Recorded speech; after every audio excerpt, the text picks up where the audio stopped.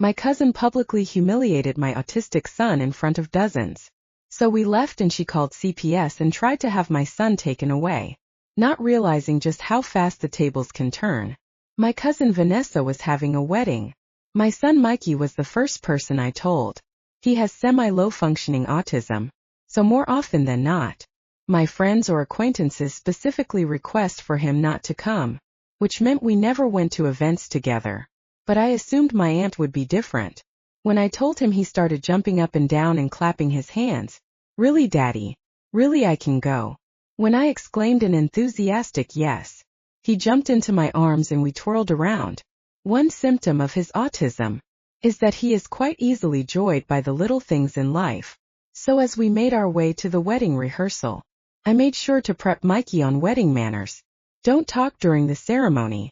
Try to be quiet, it's the bride's day, not ours, etc. He seemed pretty attentive, so I thought all would be okay. But we were halfway through the practice ceremony when Mikey started smiling really hard. He only does this when he's really happy about something.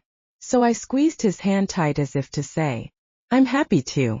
But we stayed completely silent, like radio silent. But when Vanessa made it to the top of the aisle, she screeched, "Excuse me, what is he doing here?" My heart dropped, and I turned to Mikey, who was still smiling, not knowing she was talking about him.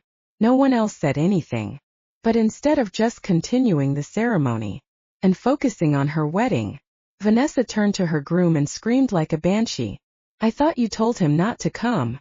By this point she was pointing straight at Mikey, and he started tearing up. The audience was silently whispering. I even caught sight of a few looks of disgust towards her.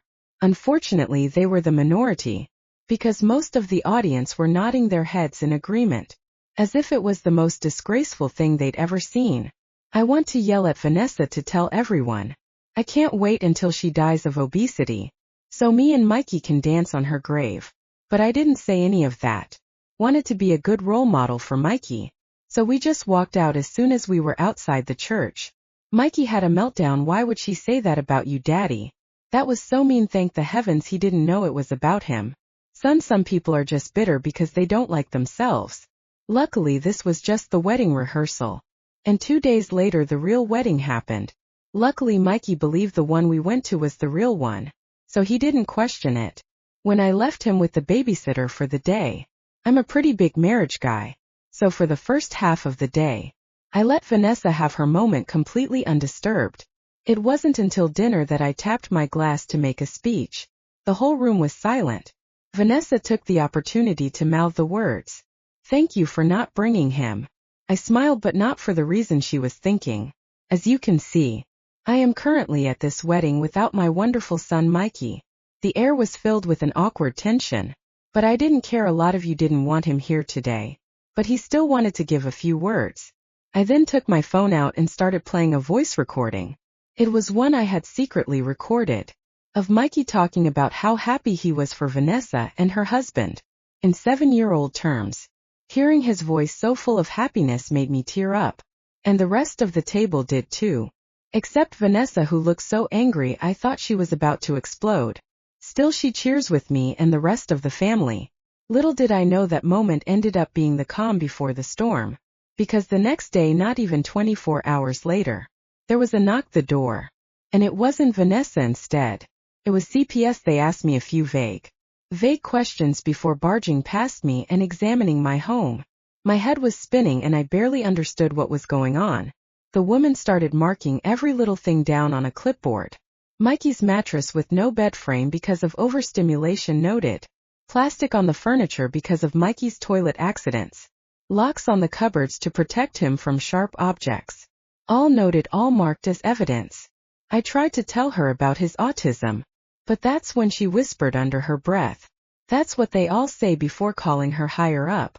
I assumed this was due to an experience, since she looked like she just graduated college. When she hung up, she told me they had to do an emergency removal order, and were going to place him in the hands of his closest relative. I immediately offered his grandma. The following 72 hours were hell. My stomach was turning and I felt completely powerless. And above everything, I was angry. I knew somehow Vanessa was behind this. And once everything was said and done, I planned on making her pay. This wasn't just about excluding him from a wedding anymore. She was trying to take my son away permanently. I sat in my empty house surrounded by Mikey's toys and clothes. I started making phone calls. First, to a lawyer who specialized in family court and disability rights. Then to my mom, who confirmed they hadn't placed Mikey with her despite my request. Then to Mikey's developmental pediatrician, who was outraged when I explained the situation. Nobody messes with my son, nobody. Vanessa had no idea what she just started. I spent the next morning frantically gathering every document I could find related to Mikey's care, medical records, therapy assessment, school EAPS, notes from his pediatrician, anything that would prove I was a good father. My hands were shaking so bad I could barely organize the papers. Kept thinking about Mikey and where he might be. Was he getting his medications? Did they know about his sensory issues? Was someone making sure he had his special blanket at night? I called his developmental pediatrician, Dr. Chun, again, to see if she could write a letter explaining his accommodations. She was absolutely furious about the situation. I've been Mikey's doctor for 5 years. Those accommodations are medically necessary, not neglect. She sounded personally offended. I'll have a letter for you within the hour, and I'm happy to testify if needed. While waiting, I reached out to my neighbor Morgan, who works as a special education teacher. He's known Mikey since he was 4, and has helped me implement a lot of his home strategies. She immediately offered to write a character reference. This is absolutely ridiculous, she said. I see you with Mikey every day. You're the most devoted father I know. By noon I had a small stack of documentation, and was on my way to meet with the lawyer I'd called, Elizabeth Reyes. She specialized in cases involving children with disabilities, and came highly recommended by a parent support group. I belonged to. Her office was small but welcoming, with children's drawings on the walls. Elizabeth was all business though, taking detailed notes as I explained everything, from the wedding invitation to the CPS visit. So you believe your niece made this call as retaliation for the recording? She asked, raising an eyebrow. I nodded. I know it sounds paranoid, but the timing is too perfect. Less than 24 hours after I embarrassed her at her wedding, CPS shows up. Elizabeth didn't look surprised. Unfortunately, false CPS reports as revenge happen more often than you'd think. The good news is we can fight this, she explained. The emergency removal would require a hearing within 72 hours. We needed to be ready to present our case, which meant more documentation and witnesses who could vouch for my parenting. In the meantime, she said, I'll file an emergency motion for visitation. They can't keep you from seeing Mikey while this is investigated. I left her office with a to-do list a mile long, and headed straight to Mikey's school. The principal, Mrs. Taylor, was shocked when I told her what happened. She immediately pulled Mikey's file, and promised to write a letter documenting his progress and our regular meetings. I've seen how you are with him at every school event. She told me anyone who spends 5 minutes watching you two together knows how much you care. On my way home, I got a call from my mom. Her voice was tight with anger. I just got off the phone with your Aunt Linda. Apparently, Vanessa told her Mikey had a complete meltdown at the rehearsal, and you did nothing to control him. My blood boiled. What? He was perfectly quiet until she started screaming. I know, Mom said, but she's telling everyone you're neglectful, and that Mikey is dangerous and out of control. Linda mentioned Vanessa was worried you're not equipped to handle his needs. That explained the CPS call. Vanessa had painted me as an incompetent father who couldn't manage his son's disability. The realization made me sick to my stomach. I got home. There was another surprise waiting. A Facebook message from Thomas, Vanessa's new husband. It simply read, I had nothing to do with this. I'm sorry. I wasn't sure whether to believe him or not, but I screenshotted it anyway. Could be useful later. My phone rang again. Unknown number. I answered hesitantly. Mr. Williams. This is Jordan from Child Protective Services. I'm Mikey's assigned caseworker. My heart skipped. Where's my son? Is he okay? He's currently in an emergency placement with a foster family, experienced with autistic children. His voice was kinder than the woman who'd come to my house. I understand you requested placement with your mother. Yes, I said quickly. She knows his routines, his medications, everything. We're looking into that option. But I wanted to let you know. You've been approved for a supervised visit. Tomorrow at 2 p.m. at our office. I nearly collapsed with relief. Thank you, I'll be there. After hanging up, I immediately called Elizabeth to update her. She was pleased about the visit, but warned me to be careful. They'll be watching your interactions closely. She cautioned, be natural, but stay calm even if Mikey is upset. Don't say anything negative about CPS, or make accusations about your niece. That night was the longest of my life. I kept walking into Mikey's room, expecting to see him curled up with his dinosaur plushies. The empty bed made my chest hurt. I ended up sleeping on his floor just to feel close to him. The next day I arrived at the CPS office an hour early, clutching Mikey's favorite comfort item, a soft blue octopus toy he called Squish. The waiting room was depressing, all faded posters and uncomfortable chairs. I watched the clock tick by, minute by agonizing minute. When they finally brought Mikey in, I had to physically restrain myself from running to him. He looked exhausted, dark circles under his eyes. When he saw me, his whole face lit up. Daddy. He launched himself at me, and I caught him in a tight hug. Over his shoulder I could see the caseworker Jordan, watching us with a neutral expression. Hey buddy, I said, my voice thick. I missed you so much. Mikey was talking a mile a minute, telling me about the strange house, and the lady who doesn't cut sandwiches right. Broke my heart. That he didn't understand why he couldn't come home with me. When our hour was up, the meltdown was catastrophic. He clung to me, screaming and sobbing. I tried the calming techniques we always use, but nothing worked. The more upset he got, the more I worried it looked bad for me. I want to go home, he wailed as a staff member tried to gently pry him away. I want my daddy. Took everything I had not to break down myself, as I watched them carry my hysterical son down the hallway. Once he was out of sight, I sat in my car and sobbed. Back at home, I checked my email to find Dr. Chan had sent her letter, emphatically stating that all of Mikey's home accommodations were appropriate and recommended. I forwarded it to Elizabeth just as my phone rang again. It was my mom. I just got a call from CPS. We're doing a home inspection tomorrow to see if I can take Mikey temporarily. This was progress if they approved Mom's house. At least Mikey would be with family until we could get him home. That's great, Mom. Did they say anything else? There was a pause. Just that they received additional concerns about your care of Mikey. My stomach dropped. Additional concerns from who? They wouldn't say, but I have a pretty good guess, she said grimly. Vanessa was doubling down.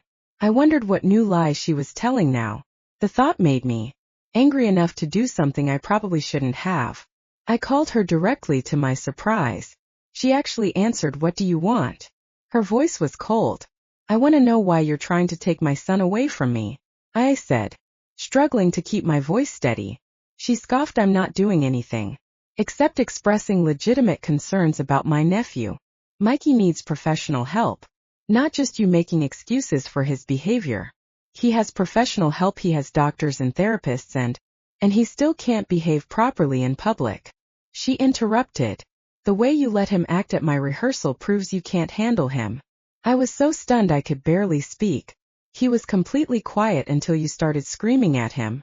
That's not how I remember it, she said smugly, and neither do most of the guest corps. That's when it hit me. She was getting other people to make statements against me.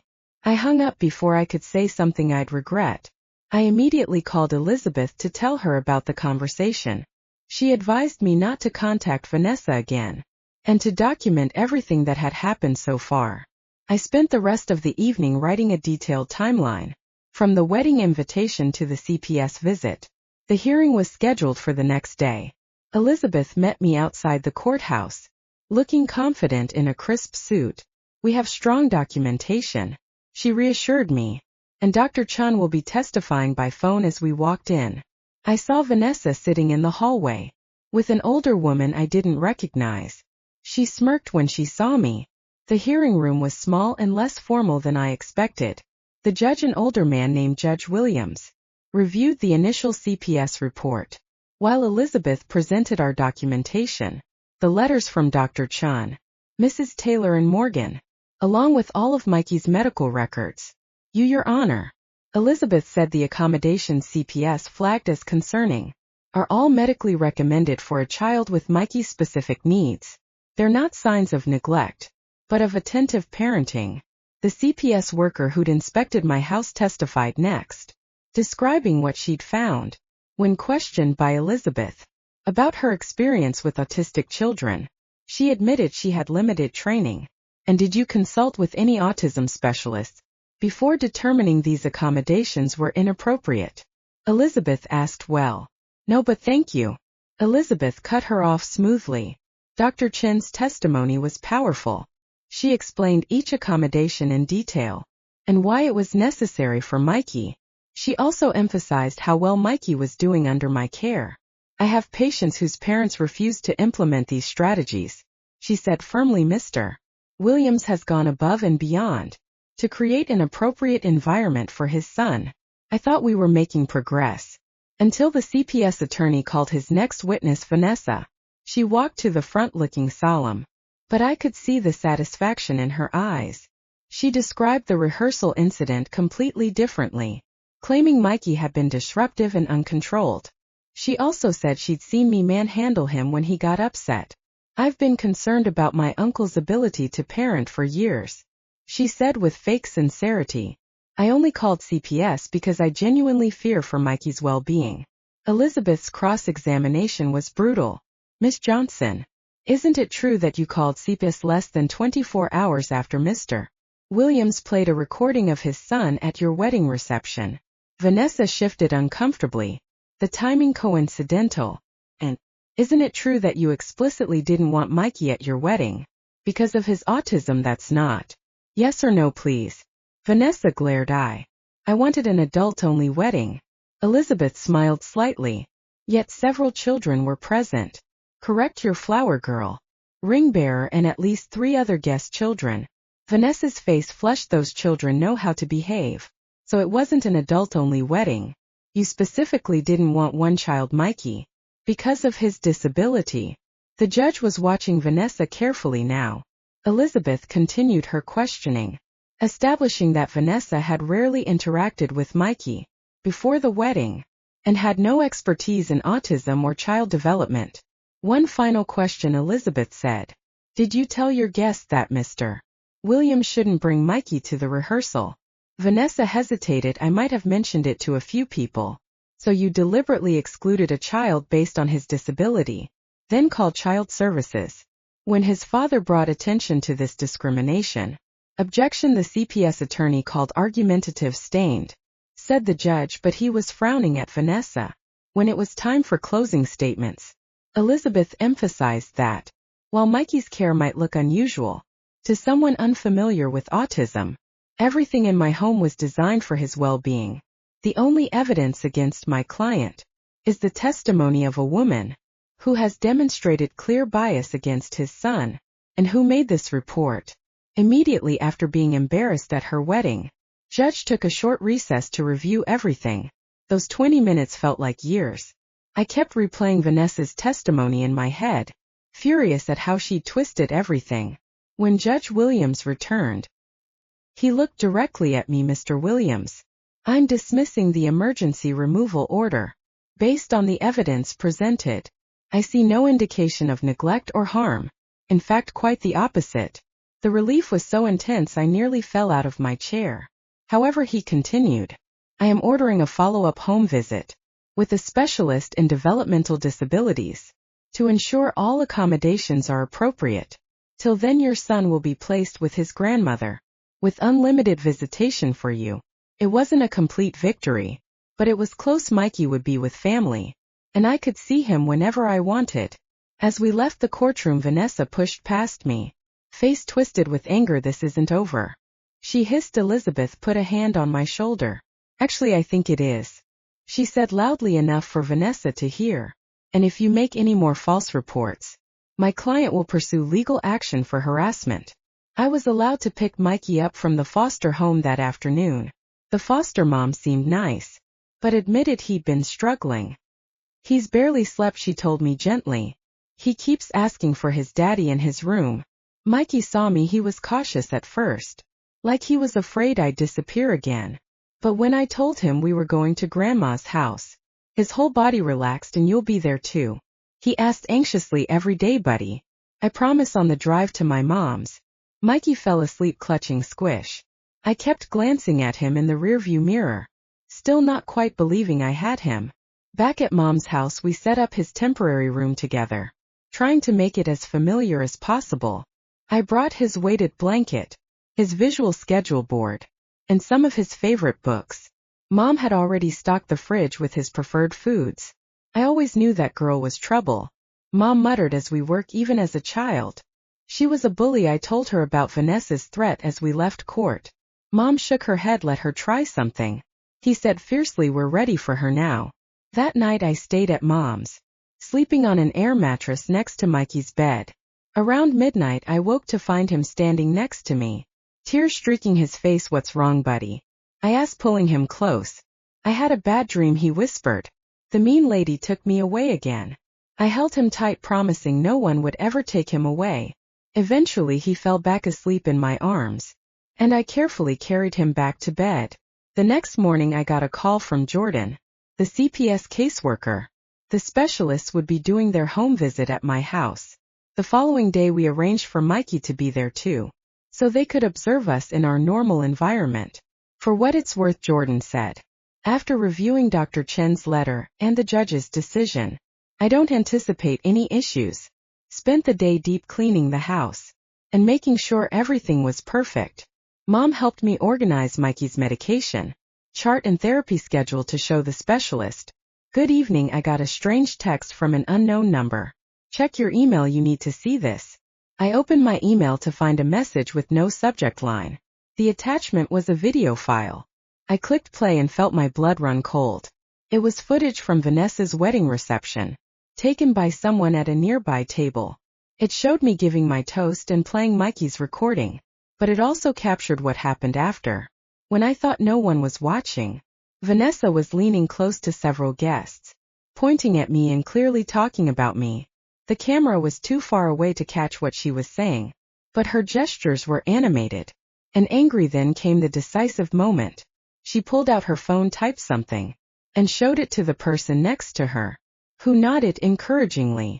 The timestamp on the video was 9:47 p.m. According to my CPS documentation, the initial report was made at 9:52 p.m. 5 minutes later, I immediately forwarded the video to Elizabeth with the message proof. Vanessa made the call from the wedding reception. Her response came quickly. Bingo. Who sent this to you? I realized I still didn't know. I replied to the unknown number. Thank you. Who is this? The response shocked me. Thomas, Vanessa's husband. I'm sorry about all of this. I tried to stop her. I didn't know what to make of this. Was he genuinely sorry, or was this some kind of trap? I decided to be cautious. Why are you helping me? I texted back. Because what she's doing is wrong, came the reply. She's been obsessed with making you pay for humiliating her. She even convinced her bridesmaid to make a false statement to CPS. This was huge. I called Elizabeth and read her the texts. She advised me to ask Thomas if he'd be willing to provide a statement, but not to pressure him. Be careful. She warned if Vanessa finds out he's helping you, could create an even bigger problem. I texted Thomas again. Would you be willing to tell the truth to CPS? The response took almost an hour. I'll think about it, but Vanessa can't know it was me. The next day was the home visit with the specialist. Dr. Ramirez was nothing like the first CPS worker.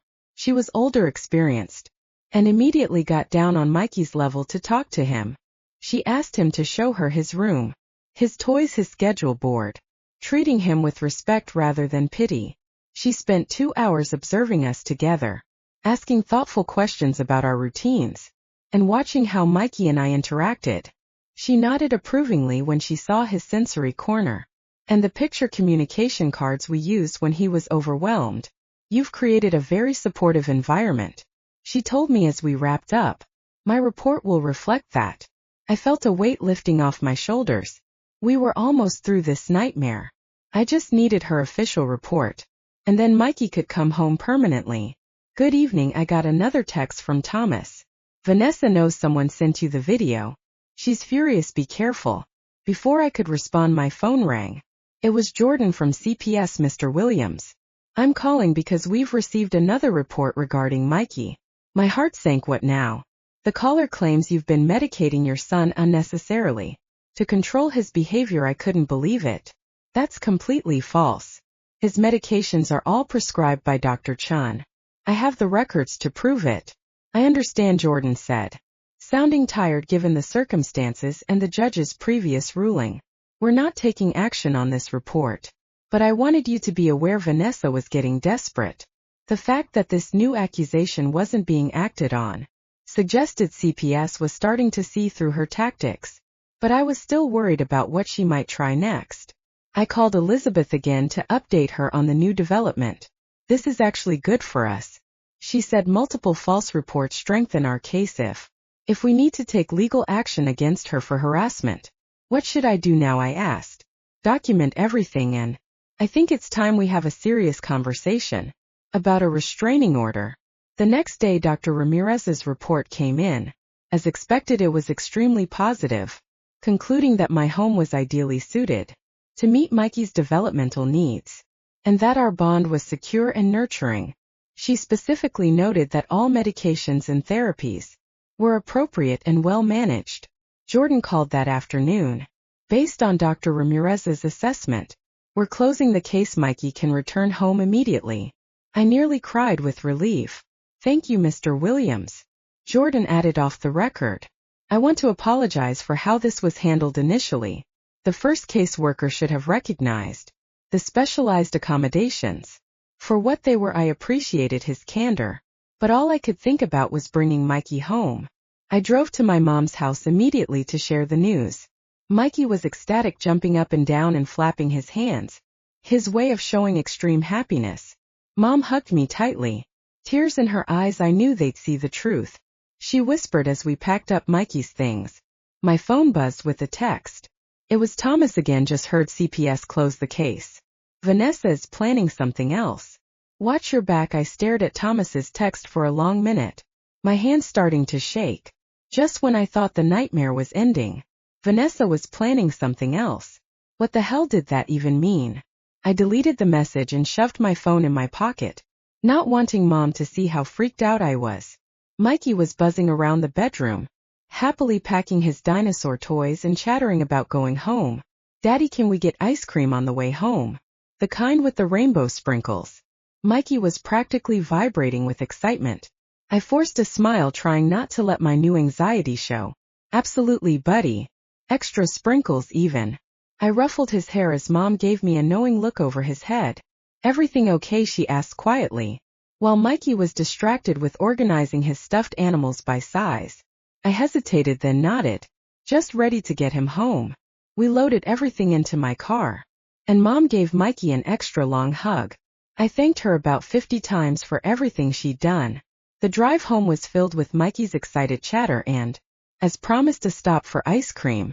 Walking back into our house together felt surreal. After the hell of the past week. That night, after getting Mikey settled back into his own bed, I sat down at the kitchen table and tried to think.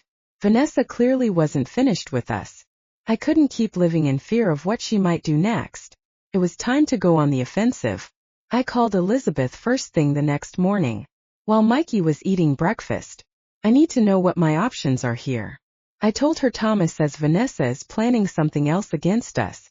Elizabeth didn't hesitate. We have multiple documented false reports now. That's harassment, potentially defamation. Depending on what she's told people, you could file for a restraining order or even pursue civil damages. I just want her to leave us alone, I said, watching Mikey carefully arrange his cereal in patterns. Only he understood what's the fastest way to make that happen. Let me draft a cease and desist letter. Coming from a lawyer, it might be enough to scare her straight. If not, it establishes a paper trail for further legal action. I agreed, and Elizabeth promised to email me the letter by end of day. Meanwhile, I called Dr. Chun to update her on the situation, and scheduled an appointment to get Mikey back into his routine. The next day I tried to settle back into normal life. His teacher, Mrs. Wilson, had been amazingly supportive through everything, sending home activities during his absence, and making his return as smooth as possible. She pulled me aside during drop-off. "I just want you to know we're all on your side here." She said the whole staff knows what happened. "If anyone suspicious comes asking about Mikey, we'll contact you immediately." I thanked her, relieved to have allies watching out for us. Elizabeth emailed the cease and desist letter that afternoon. It was formal and intimidating, outlining all of Vanessa's actions and warning of legal consequences if the harassment continued. I printed it, planning to mail it certified, so she couldn't claim she never received it.